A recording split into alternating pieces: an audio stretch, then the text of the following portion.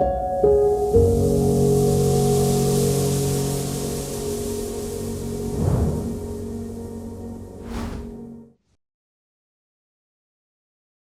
would like to welcome all of you to today's special session on Bay of Bengal, connectivity, resilience, and security.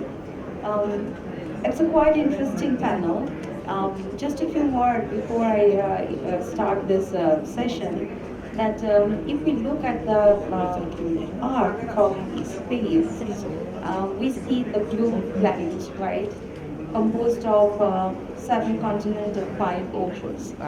And this oceanic world center, this oceanic world lies the Indian Ocean. And at the heart of this Indian Ocean rests the Bay of Bengal, where Bangladesh is kind of a small territory, sits at the very top. So this Bay of Bengal is not only important for Bangladesh, but is also important for all the littoral states here, for the peace, prosperity, and security. So talking about this, so I think I would like to welcome all the speakers. We have renowned speakers today who will share their views and ideas to give us a complex, to talk about a complex region from different perspectives. So we have a limited time. Before we invite our keynote speaker, we have a distinguished speaker here who has to leave us because of his commitment. So I would like to invite Dr. Mohammad Sajjad Hussain Siddiqui, Associate Professor and Chairman, Department of Peace and Conflict Studies, to share his view about this geographical region and its significance and the children. Thank you so much. Thank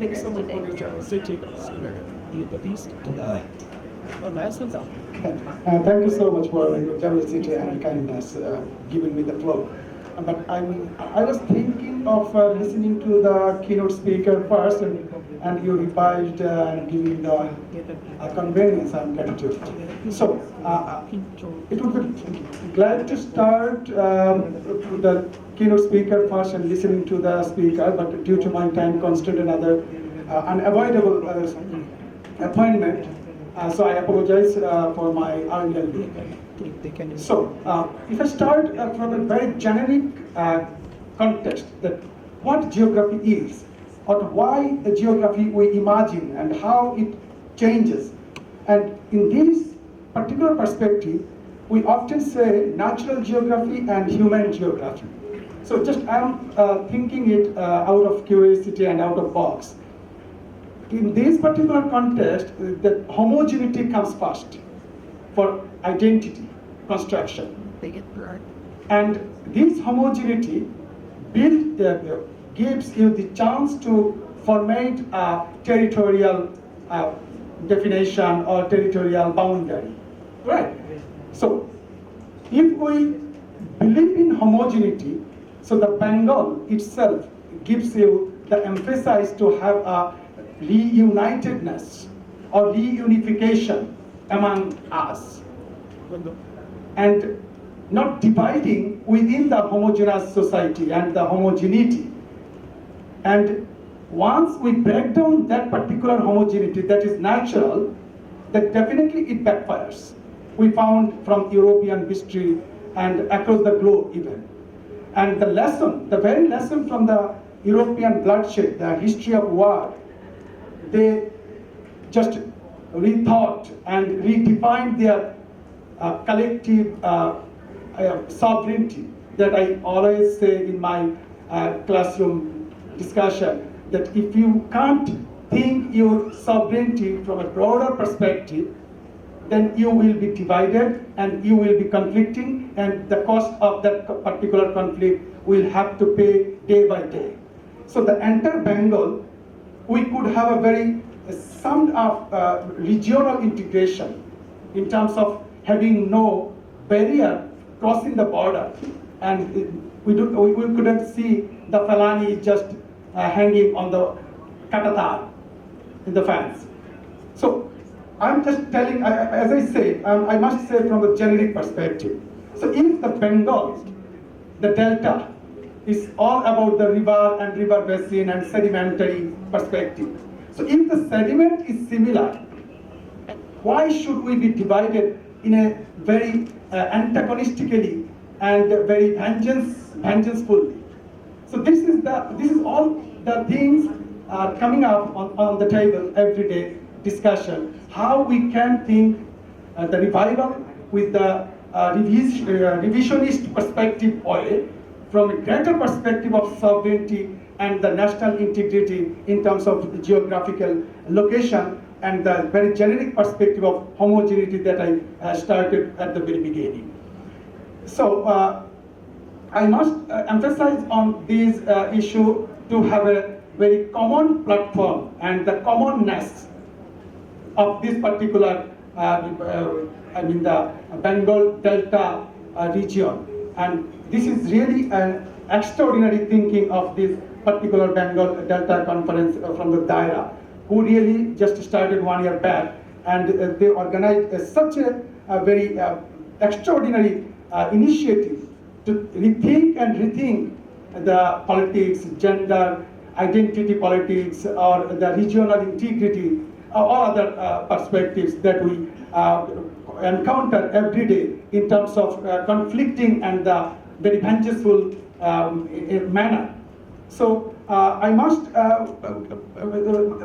give more emphasis on homogeneity from a greater perspective on that particular context, the Bay of Bengal, the connection and the resilience and security. The three key terms, the keywords, are really integrated to our everyday security, everyday survival, everyday prosperity. So if we think from a greater perspective of regionality and a greater perspective of sovereignty and giving the freeness, and that only based on the connectivity among these particular territory, that would really pave the way of our really survival with resilience and security and the prosperous region as a whole. So that's all from my part, and hopefully you will have a very fantastic discussion and very applicable, the operable findings and for extraordinary thinking for further exploration and digging from academic perspectives. So thank you so much for giving me the chance to tell my part. So that's from all. Thank you so much. Thank you, Dr. Sajjad, for your provoking comments. If we have the same sentiment, why there is no deeper regional cooperation? Let's move to our keynote speaker. Our keynote speaker, Shamarukh Mohiuddin, who is the director. Director on Cadmus Group and founder Bangladesh Project. Shamarukh Mohiuddin, the floor is yours.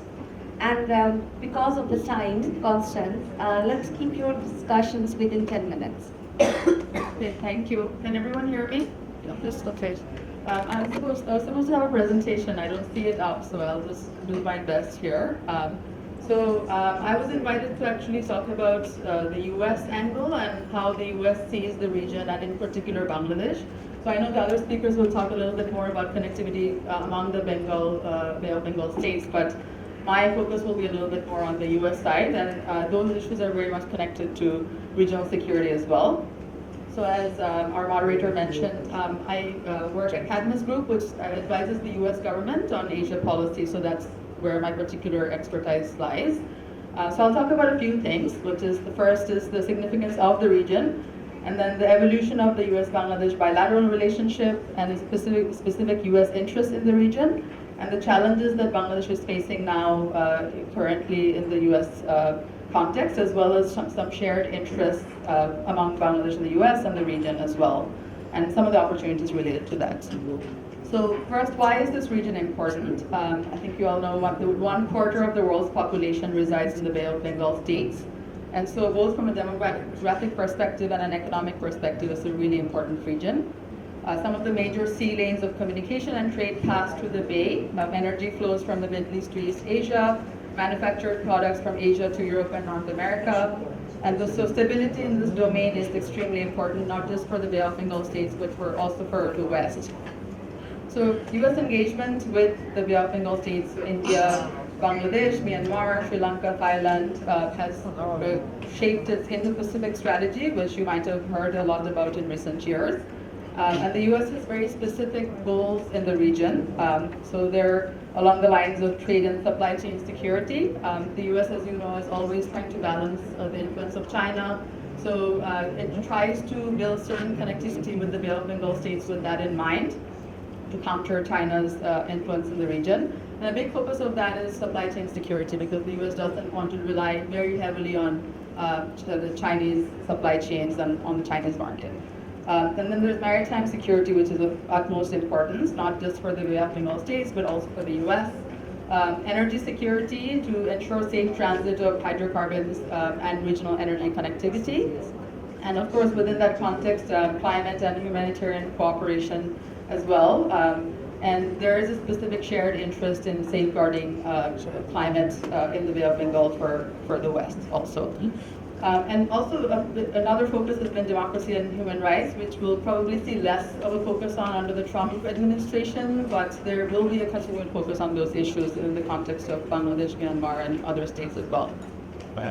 So over the past 50 years, we've seen a remarkable transformation in this relationship. As you know, in '71, the U.S. mostly saw Bangladesh through the frame of humanitarian aid and development assistance.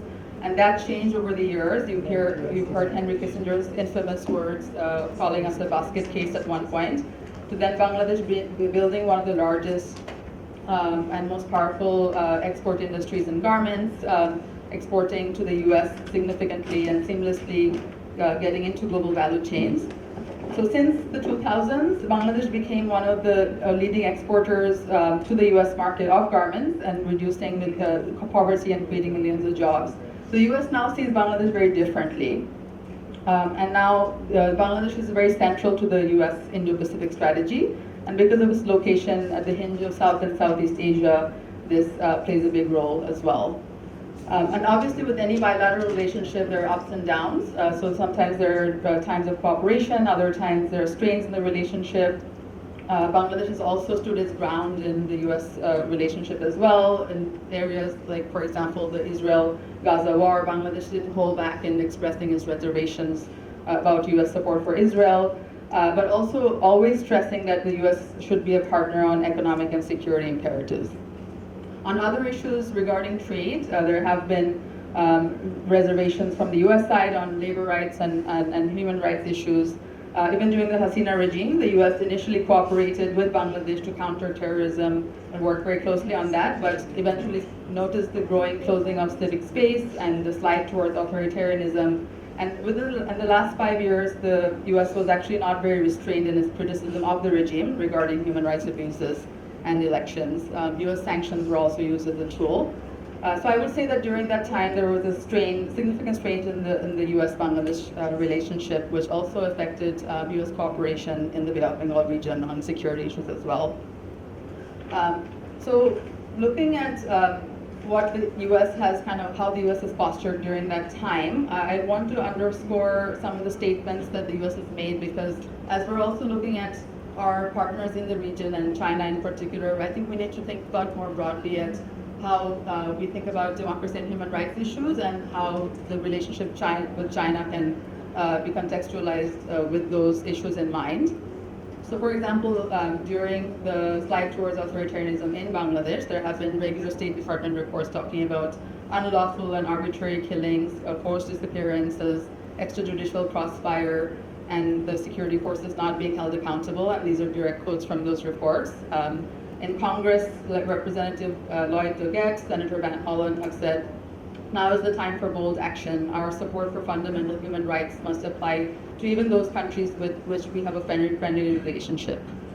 So I would say that that played a big role in how U.S.-Bangladesh relationship has evolved in the last 5 or so years, because after the last set of elections, I think the relationship was really going downhill in terms of how U.S. saw Bangladesh. And so there is a golden opportunity now to redefine some of this relationship with the US, with the regional connectivity issues in mind, under this administration in Bangladesh, as well as going forward with the next administration.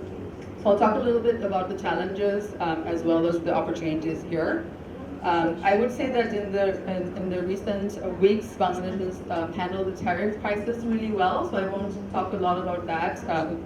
There are other sessions talking more deeply about the trade issues, but that is sort of behind us, but that also still kind of presents a bit of a challenge, and I'll explain why. First, in terms of the challenge around Bangladesh's relationship with the US around humanitarian support, we've seen that President Trump's America First doctrine has led to sweeping suspension of foreign aid of approximately $490 million in development funding for Bangladesh. This has affected critical sectors such as healthcare, education, agriculture, and humanitarian support. Second, although we have negotiated on the tariff side, the environment is still unpredictable. There's still a chance that the US will not be able to make up the trade deficit and will not be able to close the gap in the overall budget deficit of nearly $2 trillion through this reciprocal tariff strategy. So there might be a reset, and the US looking back at revisiting the tariff strategy and thinking about what it might do in the future.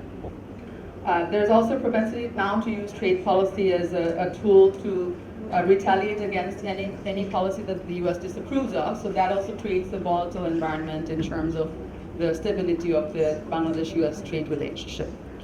The Trump administration has also scaled back support for Rohingya refugees of the 1.3 million Rohingyas that we're hosting in our country right now, and also retreated on issues of resettlement and repatriation. There's still interest in Congress, but the administration has not shown that it wants to engage very deeply on these issues. And there are also concerns around the immigration measures which might impact Bangladeshi workers in the US who send back remittances to Bangladesh.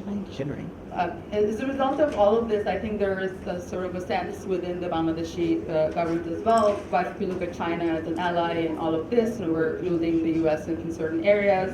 So I think there are opportunities for great collaboration with China, but also I think we need to be keeping in mind where China can also not necessarily be a really positive player in the human rights and democracy space. And I don't see them particularly making statements if we do find ourselves in the stage of autocracy that we have in the past. I might hope that won't happen. So looking at now some of the opportunities, we're living at a time where I think that we all acknowledge that US influence around the world might be in a bit of a decline with the current administration. The US is retreating from the global arena, and people are calling it the new Asian century. But the US will continue to be a significant global power. And despite the current crisis in leadership, it's one of those countries that has a very large diversity of people working within the US. And so there are brilliant minds from all over the world that power its economy, and the US will continue to be an important player for Bangladesh, and we need to build on that relationship. So one of the areas where there is a significant convergence is in the area of supply chain diversification. The US recently is saying the US-India relationship and the US-China relationship is strained and looking for additional partners in the region, Bangladesh being one. As you know, US relies very heavily on China for textiles, electronics, minerals, and other products. So the US is very much interested in deepening the trade relationship with Bangladesh, and that played into some of the tariff negotiation conversations as well. And then on the Bangladesh side, I think that there's a recognition that even though US is a very large market, Bangladesh wants to continue on that path and have export diversification in terms of the types of markets that we're exporting to. So Bangladesh doesn't want to stay limited to the EU and Asian markets and the Middle Eastern markets necessarily. Bangladesh regards the US as a very important trade partner, given that it wants to diversify its export markets. Second, on maritime security, there are also areas of convergence where the Bay of Bengal is one of the most climate vulnerable maritime regions in the world, with rising sea levels, stronger cyclones, and coastal erosion, and directly affecting other states as well, like Myanmar and Sri Lanka. So these stresses are potentially going to destabilize the coastal economies, which means disrupting ports and shipping lanes. For the US, this threatens their maritime stability. And then also as a result, they're looking at this issue of climate resilience in the region. So So I think there's a real opportunity for Bangladesh to really use this convergence of interest to advocate for more support for climate resilience, including technologies for adaptation, etc. And this is a direct quote from one of the former U.S. admirals. He says that in the Indo-Pacific region, climate change is one of our long-term security threats. The climate impacts are getting more potent, dialing up the threats from existing conflicts and resource scarcities. And so the U.S., this will affect the U.S. military mission in the region and increase risks of regional instability, but it also presents opportunities for us to collaborate together. And in the Bay of Bengal, as you know, there's also other risks such as overfishing, salinity intrusion, and coastal degradation that threaten livelihoods. So in terms of both the coastal management as well as building the blue economy, there's a lot of interest from the U.S. in working together on these maritime partnerships. And then also looking at jobs and what Bangladesh is hoping to do in the next decade is hopefully address the unemployment situation. We were just talking in the previous session about jobs issues. There is a big convergence there as well. There's a lot of interest from U.S. companies to invest in Bangladesh, and Bangladesh is really interested in FDI from the U.S. There are obviously lots of hurdles in our system, including addressing red tape, including the law and order system, and the corruption, the embedded corruption that we have, and all of these are precursors to creating a good SDI environment. But there are a number of U.S. companies, and I've been in some of these rooms in the last several months, where U.S. companies like Meta and Google and others are really interested and keen to explore Bangladesh as a market and expand their footprint and create employment in IT and AI. So I think there is a big opportunity to collaborate with the U.S. on that front. And also with the other states in the region, I think there could be opportunities for knowledge transfer and R&D partnerships as well as Bangladesh moves into that area. So I think that overall my message is that there are challenges with the U.S.-Bangladesh relationship, but also tremendous opportunities, and we can reset how the relationship has been over the last 5 to 10 years, and there is a big opportunity to open up discussions and not only look at our partners in the region, but continue to see the value of partners in the West as well, and with the U.S. in mind. And leadership in the U.S. will change. There are different times, different leaders, there are different levels of interest in South Asia and in the Bay of Bengal, but I think that there are strong encouraging signs that there are still a lot of areas of cooperation that Bangladesh can really exploit in that context. So I'll end there. Thank you so very much for the comprehensive keynote speech. She pointed out that a relationship between the United States, America, and Bangladesh has evolved, and it went through some challenges, but it has immense opportunities. But most important is the stability in this region is equally important for the world as well as the United States and these countries in its region. So now actually I want to move. I want to ask the panelists a few questions because to save some time, we are running late of the session. So since the keynote speaker actually touched the United States of America, so actually I'd like to ask my first question to Michael Kugelman, who is the director of the South Asia Institute Wilson Center. So my first question to you is, do you have any reply to that talk that Shamarukh just mentioned? But I want to ask you a question that given the fact that United States interest, so how do you see the interest, whether it has changed or it has remained the same, especially the post-new administration, especially the Trump administration, and do you see the kind of challenges and it will have an impact on the regional stability and security in this region? Yeah. Well, thank you very much. And first, let me say thank you to the conference organizers. It's really inspiring to have a youth-led think tank and a youth-led conference. I think it's a wonderful model. I would like to see the rest of the region replicate it. Anyway, so yes, just very briefly, I very much agree with the gist of Shamarookh's keynote presentation. just a few very quick points prompted by it. One is that, before the Trump administration came back to power, I was predicting that the U.S.-Bangladesh relationship would be one of the most changed U.S. relationships in South Asia. Analysts are sometimes wrong, and I was wrong in the sense that the U.S.-India and the U.S.-Pakistan relationships changed a lot. That was very unexpected. But I do think it's worth noting that the U.S.-Bangladesh relationship has shifted in a big way from what we had during the Biden administration. If you think to the last few months of the Biden administration, you had a U.S. government that was committed to helping Bangladesh, partnering with Bangladesh in its efforts to restore democracy, restore stability, restore prosperity, and all. The relationship was very focused around development cooperation, technical assistance for reforms, that type of thing.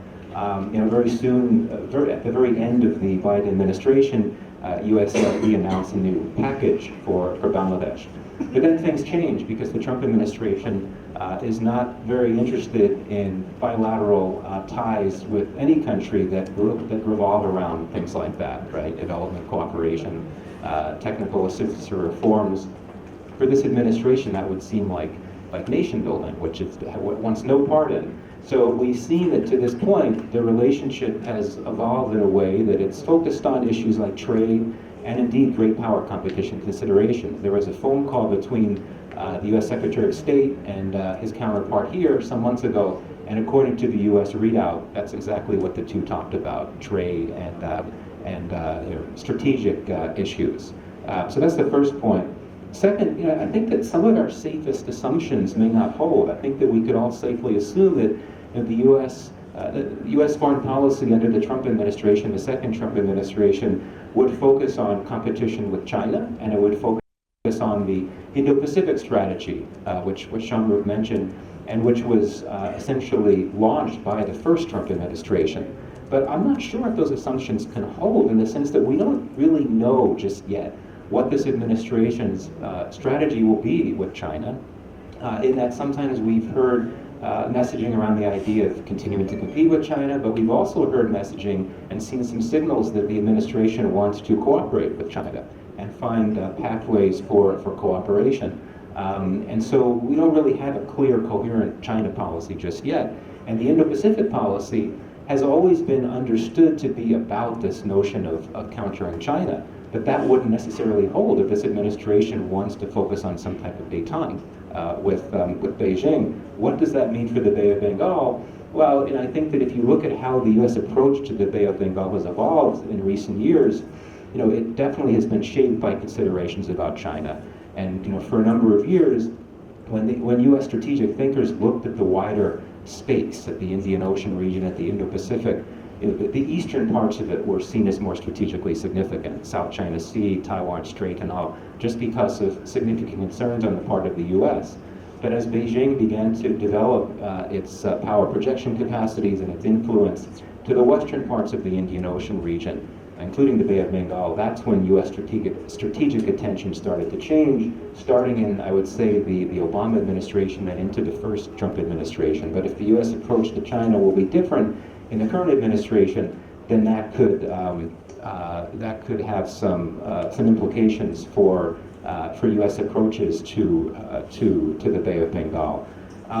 Just at one final point before I end. When I think of, as an outside analyst of this region, I'm obviously not from any of the Bay of Bengal countries. I'm a U.S. analyst. When I think of the Bay of Bengal, I think of a disconnect, a very clear disconnect, right? You have this significant great power competition playing out, middle power competition as well, because India is involved in this too.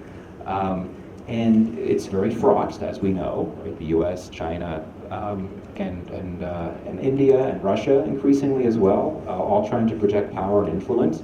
And you have the governments of the states in this region, most of them non-aligned, who are trying to balance ties with all of these powers. They have different strategies of going about it. It's a fraught process. So that's one side of this. And then the other side, and this is where the disconnect comes in, you have all of these countries in the region, I would argue, are united in shared concerns about these big future threats, right? Climate change, and everything that comes with that, along with other issues like piracy and so on. And so I think the question is, how do you bridge these two aspects of this story, right? Where you have this massive great power competition playing out, sort of leading to fractures in the region, and then you have these major challenges looming, and all of the countries of the region facing the same challenges. Is there a way to bridge that by trying to realign how countries of the Bay of Bengal interact with the great powers and the middle powers, using agency to come to a point where there could be partnerships with the outside powers that lead to focusing more on these big shared challenges like climate change? Thank you. Thank you so very much. I think you are actually highlighting, it's a very important point, which will help me to ask the second questions to my second speaker, especially what you mentioned that there's no clear signal about the future relationship between United States and China, especially about this region. So actually my question towards Dr. Mohiuddin, who is the Associate Research Fellow, Director, Institute for Foreign Policy Studies, also Director, Center for Latin American Studies, Shanghai Institutes for International Studies. Since Maggie Kugelman pointed out this great power rivalries in this region, so my question is to you that how do you even see that from the Chinese perspective, especially after this post-Trump administration, how do you see the importance of Bay and how do you want to actually handle the security threats, both traditional and non-traditional security threats in this region? Yeah. Thank you. I think you are raising a very important question about the Chinese strategy and purpose in the Bay of Bengal. I think from the very beginning of the BRI, China treats Bangladesh as an important part of the BRI, try to build an infrastructure, connectivity across China, India, Myanmar, and Bangladesh. But due to different reasons, regional instability and also resistance from middle powers like India, I think this connectivity initiative met a lot of difficulties. And in the Trump administration, the second term, I think there are some opportunities to restart this kind of regional integration vision, because facing the protectionism from the advanced economies, especially the United States, I think the regional countries prioritize the importance of regional integration and regional connectivity at the current stage on the different regional framework, like the Shanghai Cooperation Organization, which I think Bangladesh is an important dialogue partner. And also, I think Bangladesh will be a future member of the RCEP, this kind of things.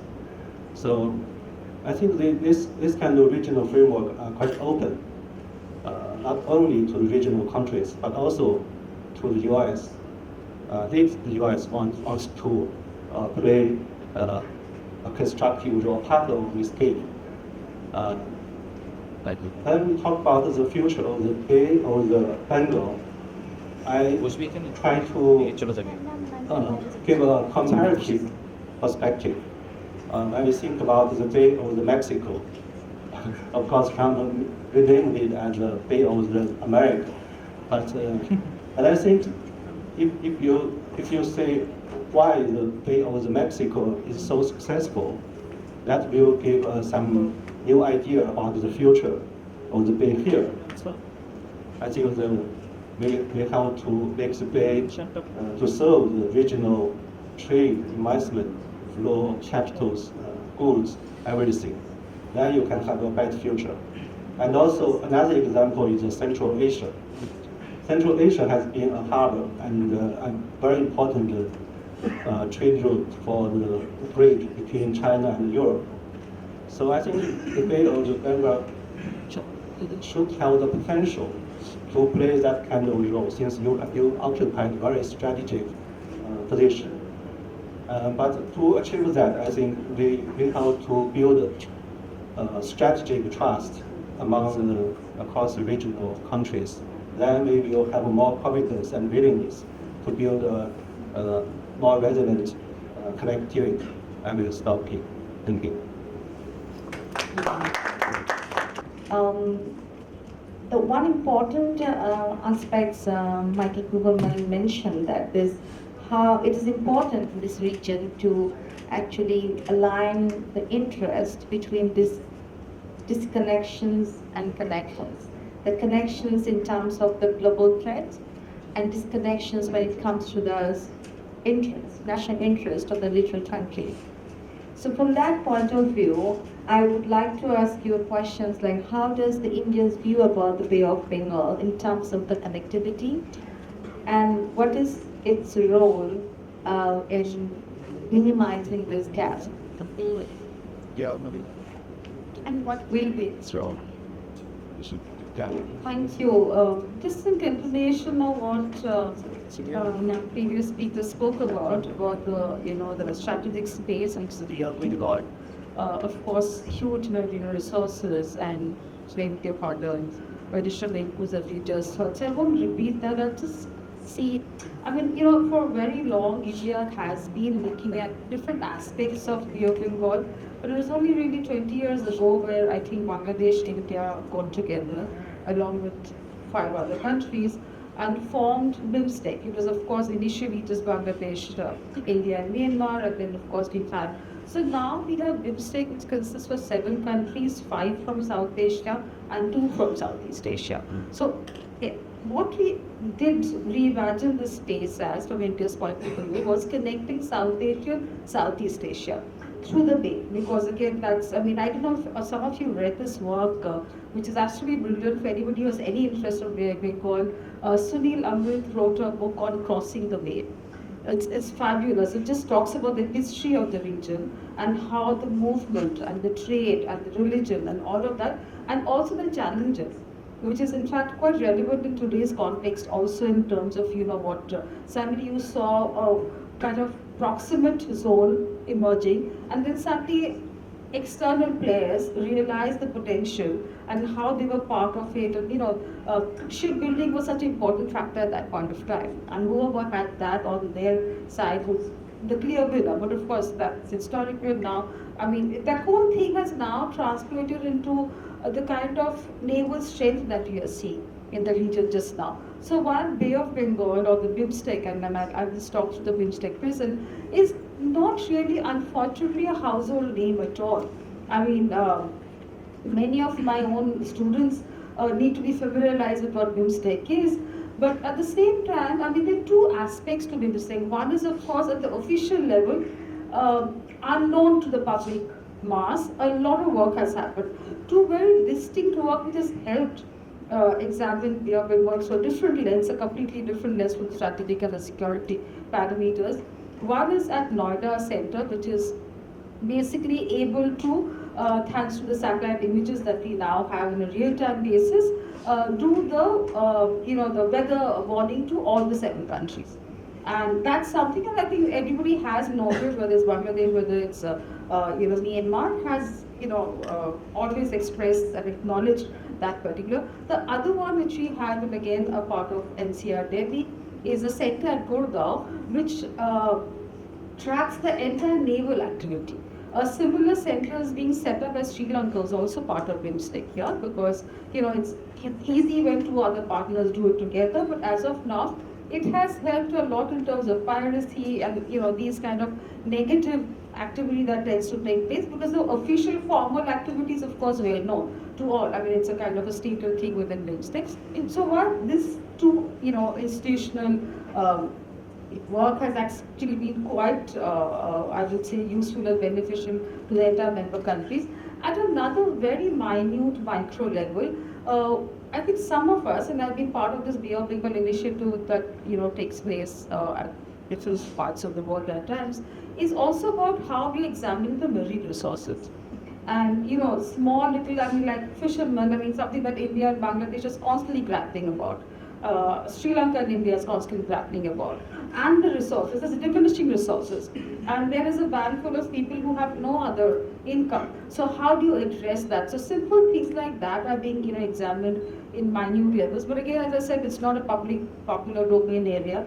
But at the same time, nothing, I mean, one shouldn't minimize it. And it took BIMSTEC 20 years to even have a charter drawn up. So that tells you how slow-paced that particular area was. It's only 2 years back that BIMSTEC has now signed up on the connectivity corridor. It's a transport connectivity corridor. Now, it's again while some of the corridor, of course, from the naval point of view exist, but in terms of the land borders, there's going to be a challenge. Here again, Northeast plays a pivotal role. So right now, when we're looking at Matarbari port, which is being developed in Bangladesh, and I just spoke to somebody a couple of months ago who said in definitely a year's time, it's going to be ready and on the way to go. Hopefully, India and Bangladesh will be on a better engagement process at that point of time, because Matarbari can only be effective when it's working with the Northeast. That's how the access is, to Tripura and the rest of it, and then out and access the rest of South Asia. So slowly and steadily, and of course, as you know, India is also building a port in Sri Lanka, and while of course the Colombo port and Hambantota exists, it's a hub that is being built. Now the whole aspect that we're discussing here is that all of us, like in the point Professor Sajjad made, that this whole acrimonious relationship within the region, within the Bay, has actually held back potential for all of us. And while everyone has it, I think maritime domain awareness is another concept which is very new to everyone.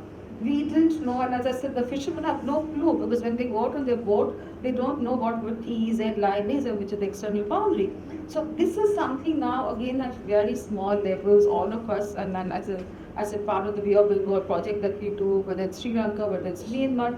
Now, the problem in the recent years has been that all of us have been so taken up with our own domestic issues that there hasn't been so much of attention being given to Bay of Bengal. But these two, I'm not going to make the more lengthy kind of a thing, but it's for very long we've seen that India was really the one who was pushing for BIMSTEC. There was a kind of a popular belief is that's because SARC wasn't successful, so India would like to do that. I'm extreme, I'm not always happy with some of the government policies that we undertake, but I really want to make it clear here that irrespective of SARC, and SARC will get functioning soon again, who knows. But I'm saying BIMSTEC and Bay of Bengal has another area of strategic space, of marine resources. That's something going to become greater relevance, and we know Pacific and how the entire multipolarity has shifted towards this side. So there is something that Bay of Bengal is not going to lose sight of. And while, as I said, because of resource crunch in other regions, especially in Myanmar, a problem that we've seen, that all the 7 countries haven't been able to wholeheartedly jump. So even the agreement that we signed on connectivity is stymied at this point of time because the land corridors are closed. So while, of course, naval, as I said, the poles are being kind of synchronized with each other, but again, national interest often comes in the way, and I said that a point some time ago when I gave another talk about India and Bangladesh. I think what we also miss within the Bay is frank conversations and ability to state our own interest here, because let's face it, every country in the Bay of Bengal will address its own national interests, right? And whether we're talking about China, whether we're talking about USA, or we're talking about small countries like Sri Lanka and Maldives, each one is out to look out for its own self. And this is something, and I often say this when I work at SARC also, that without having a security parameter in place, it is impossible to have economic framework. We often talk about how economics will actually lead the way. I'm sorry, in this part of the world, it doesn't go that way. It is the security parameters which we need to work together to ensure that I don't hurt you and you don't hurt me. It's a mutual framework. If we can put that in place, the rest of the economic potential within the Bay of Bengal is bound to be addressed at some point. If Rahman goes here, thank you. And Dr. And I think you touched the very core to my next question, which will be Dr. Abbasi. So each of the country will look after its national interest, that's for sure. And we need to find our mutual framework of cooperation. So that leads to my question to Parvez Karim Abbasi, which is Executive Director, Center for Governance Studies, and also Assistant Professor, Department of Economics, East West University.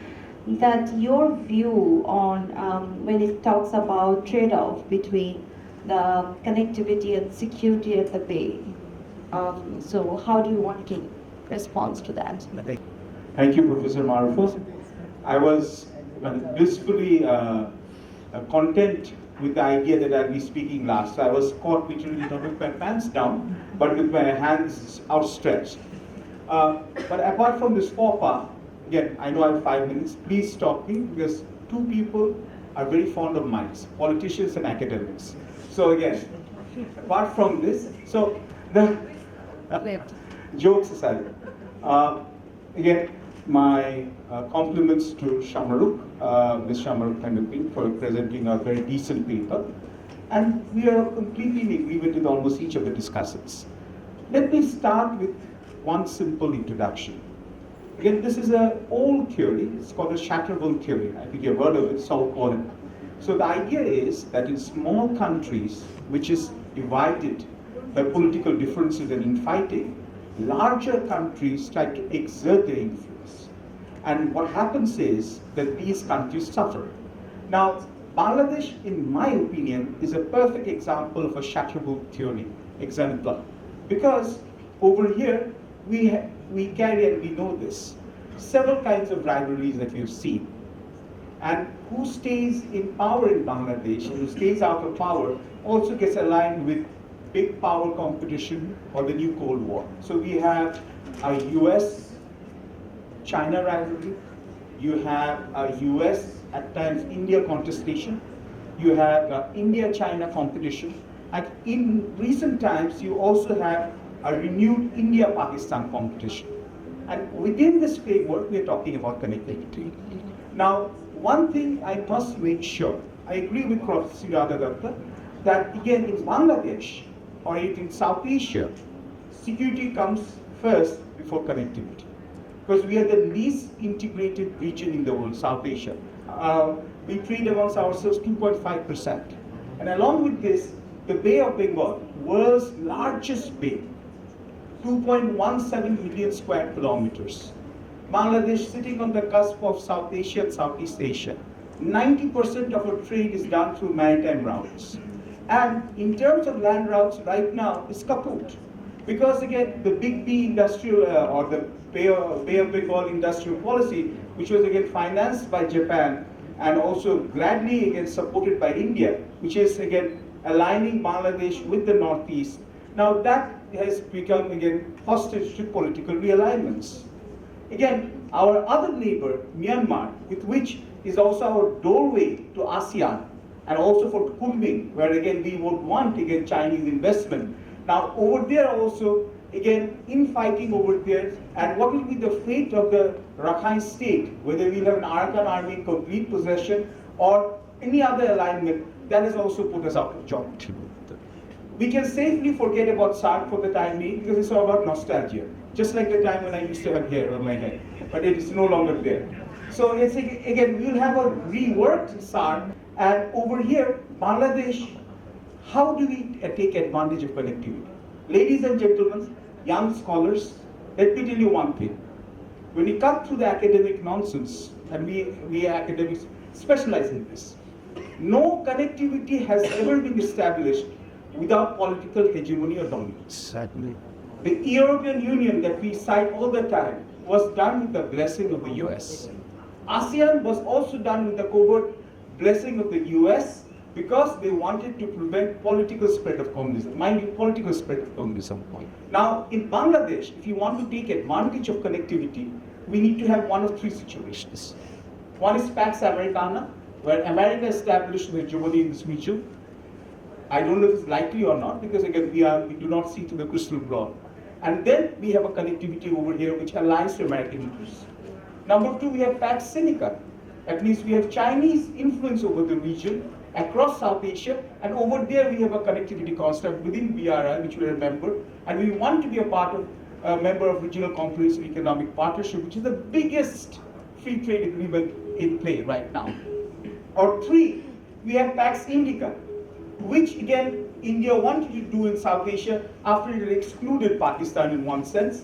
Now that also is in the flux. So there are three scenarios. What will happen? A combination or permutation of three. One last thing that I would want to add, and before we go this, in recent times the relationship is in flux, because again we thought that with Modi and Trump the relationship would skyrocket. But again, India looks after its own national interests. It's a good thing. We should also look after our own national interests. Now, what has happened with the tariff war, China and India are again talking amongst us. They always were talking.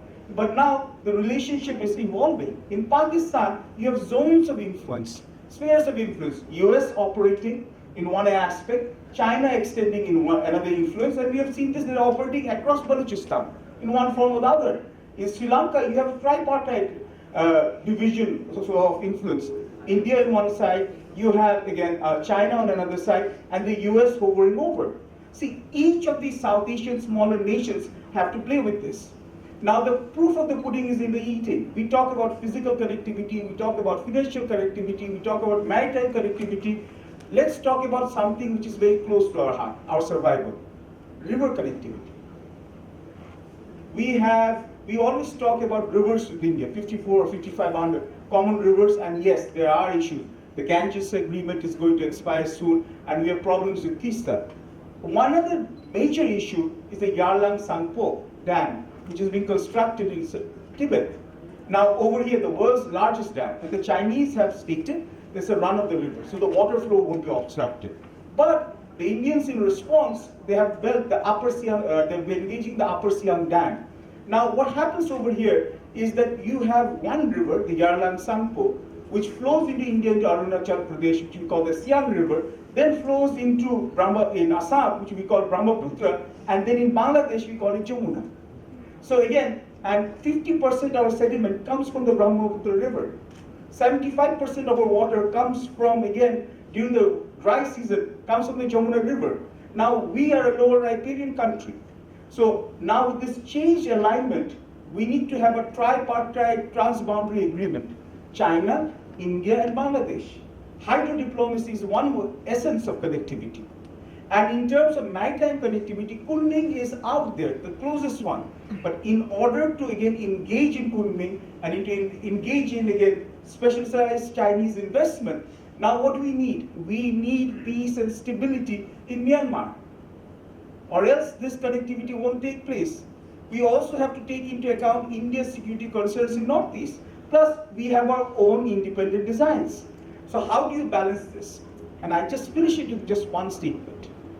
History has shown us that whichever power wants dominance in South Asia must have control over Bengal. The Mughals had control over Bengal, and then during the Akbar's reign, and then the Mughal Empire expanded. The British East India Company at the Battle of Plassey again expanded their footprint. Bengal is the key to domination in South Asia. It is time that we, the Bangladeshis, take control of our destinies. So, our policy should thank you. Thank you, Pasiba. It's always a treat to hear your talk. It's very entertaining and also informative. So you are rightly pointed out, and you have focused on all these connectivity issues in this region, and different types of connections you have established. But also we need to pay attention to the fact that given the existing security aspects, traditional and non-traditional security aspects, it added up by the technological innovation and a growing globalized world, like connectivity is in another level. So given the fact that resilience is like how this country, these littoral countries are actually preparing themselves to address the security threats.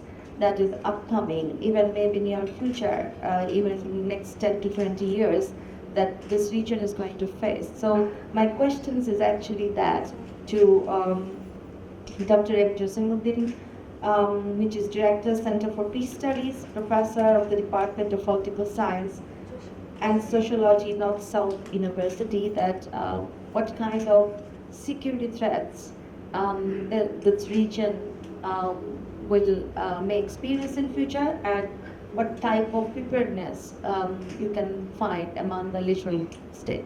My heartfelt thanks to the organizer for inviting me to speak about these issues at this very timely session. Well, when we talk about the security in this Bay of Bengal, I ask myself that how could we actually ignore the Rohingya crisis? My earlier speaker shed some lights on the Rohingya crisis and the Myanmar issues. So you all know that we are hosting more than 1.3 million Rohingyas in Bangladesh, and every day that the new dimension, we all are aware that the fighting going on between the junta and Arakan armies, and it pushed more Rohingyas to leave Rakhine, and we are hosting more refugees. So there is no light actually, even though an agreement signed in 2017 to repatriate these 1.2 or 1.3 million. Actually, every year the numbers are increasing. These Myanmar nationals or refugees to their homeland, but we don't see any light. So I think in this Bay of Bengal region, not only it's not a security threat for Bangladesh, it is a security concern for the Bay of Bengal region, and the major power, the great powers, playing role in this region, and the forum like ASEAN, they must play, their respective role. I mean, like China, US, these are two important actors here. China can open the door for any dialogue, which must include, the Rohingyas.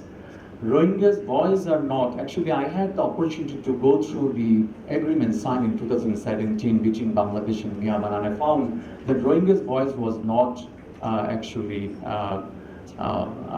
reflected in the agreement. So the victims, they actually, what they want, Rohingya design solution, I mean, since we have time constraints, so Rohingya design solution must be there, and United States, China, all these important actors, and of course with United Nations, because without having any guarantee clause, I think this security concern cannot be solved.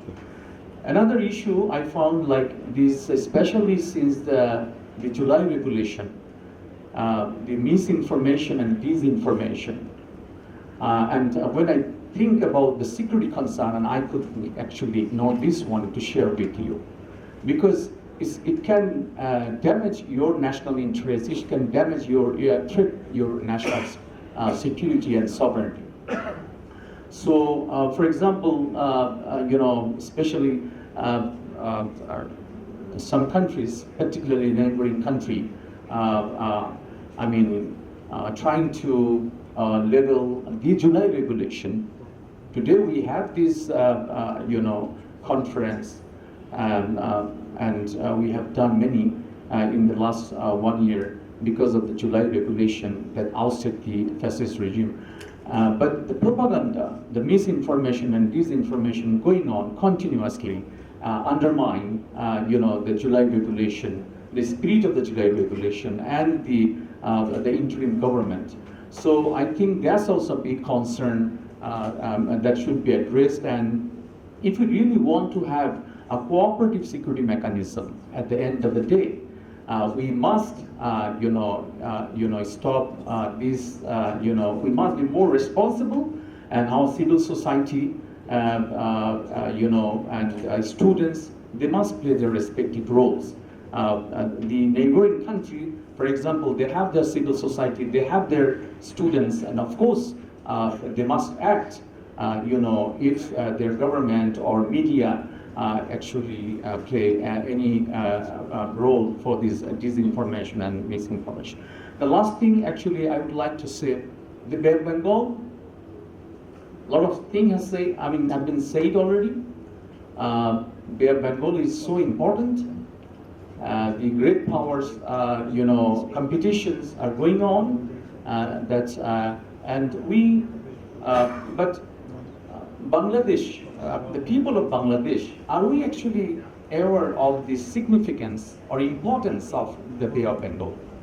So I think that we need to think more like that we are a maritime nation, that we should focus much more our development, our future, our prospects. A lot of things depends on this, Bay of Bengal. We see the major powers, they want to make a closer relationship with Bangladesh. Why? What is the beauty of Bangladesh? Actually, the Bay of Bengal is the beauty of Bangladesh. So we as a nation need to realize it, and we need to focus much more. Our strategy, our policy should be more marine-centric. Okay, that will be actually useful for us. And since we talk about security, well, we are aware of this Indo-Pacific strategy, BRI, and now the question is, like, should we, make a balance, or we're trying to make a balance with these two powers. But now if anyone asks, like, are these two initiatives brought any security concerns for Bangladesh? Do we have any security threat for these two initiatives? Or, should Bangladesh build a strategic security alliance with any of the, major powers? So, from my, understanding, of course, we should make balance with these two initiatives or two powers to get the maximum economic benefit we can have, but not at the cost of our national security interest, not at the cost of our core national interest. And sometimes you say that if you have a security alliance with any big power, that security can bring actually insecurity for you. But if the situation requires, based on your national interest, we need to define what is our national interest. Based on our national interest, of course, we can, it could be the last resort to make, security alliance with the big powers. So eventually, I would like to say that Bangladesh can be a catalyst to build a cooperative security mechanism, mechanism rather than the competitive security mechanism we see for resilience and security for all and prosperity for all of the littorals of this, the Bay of Bengal. Bay of Bengal is a part of Indian Ocean. Robert Kaplan said, the Indian Ocean, the water of the Indian Ocean will determine the fate of the nation in this 21st century. Thank you very much. Thank you for your talk. As you rightly mentioned that the Bay of Bengal has re-emerged as critical arena for political dynamics, and Bangladesh really have to find its feet and make a balance between the national interest and then the other economic benefits.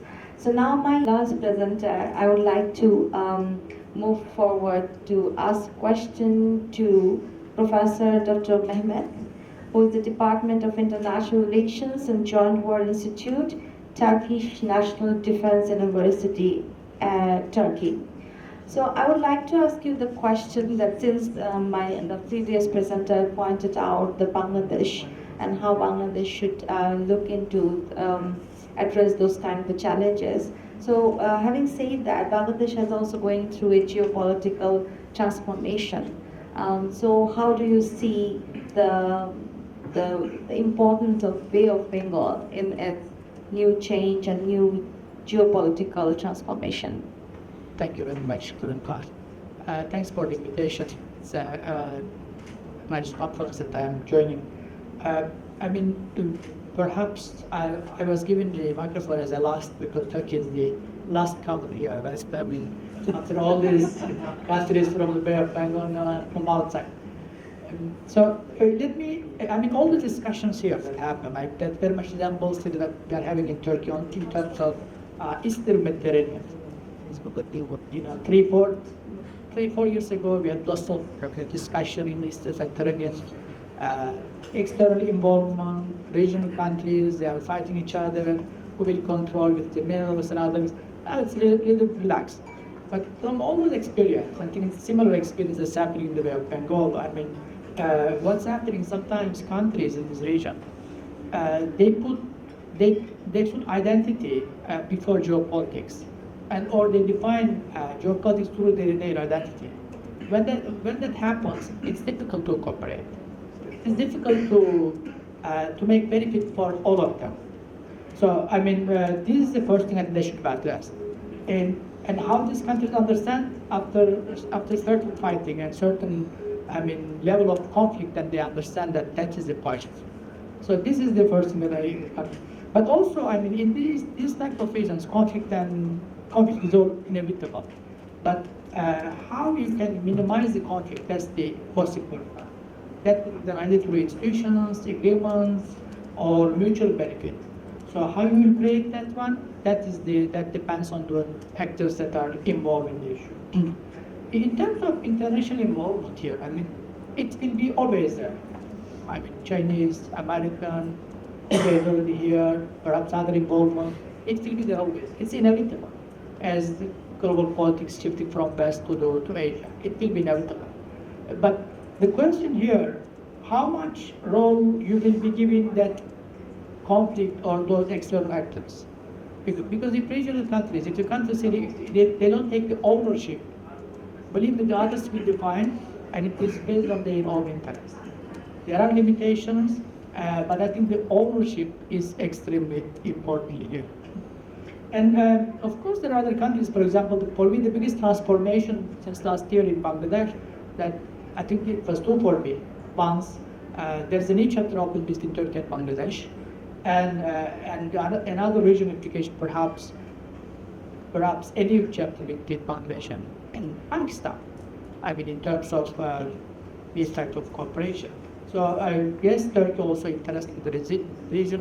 Turkey has been here with the Rohingya crisis and other crises. Turkey has been here through Turkish opening to Asia.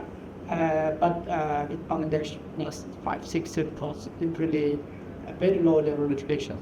Now I think I see at a different level these relations going will be increasing.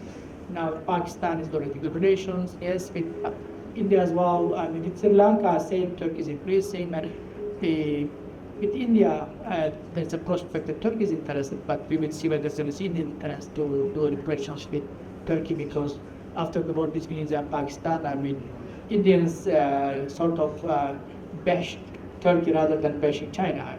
So as if we did everything. So it was not really fair or the case. But anyway, these things happen. At least even that's the type of exchange that we had. But that emotion part, once it's over, I think it will be, we will see more opportunities. So overall, overall message is very clear. Whether, as I see, different multiculturalism, multi-religious environment, it's difficult to create such a common benefit. But can we put aside these identities and create mutual benefit environment? That is the question that will be pending for all countries in the Bay of Bengal. And once that question is answered properly, I think we can see a better world. Thank you very much. Before I conclude, I think the most important takeaway today is after this very enlightening discussions that there will be differences, there will be challenges, but there is always an opportunity, which is most important, how these countries would like to find a balance between their interest and common good a regional collaboration and actually growing resilience and inclusive regional coordination can only resolve the problems here for greater benefit and peace and prosperity. So I would like to conclude the session here, and I would like to thank each and every panelist and our keynote speaker today. I'm really sorry that you could not share your presentations, and also thanks to all of you for listening us. Thank you.